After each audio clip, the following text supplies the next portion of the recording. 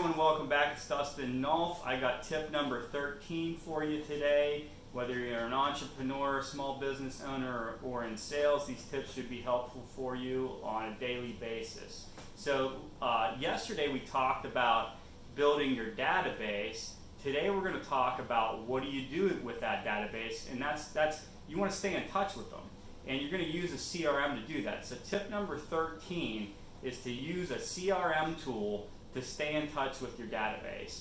Now, the most common, or I guess maybe the most well-known CRM tool is like maybe Salesforce or something like that. So that's an idea. There's plenty of CRMs out there now. There's a lot of CRMs that you can use for extremely cheap and a lot of times free.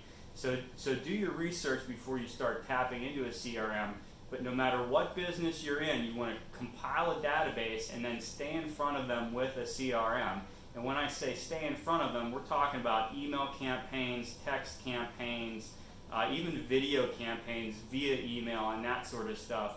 That CRM will help you stay in direct contact with your past clients and leads that come in.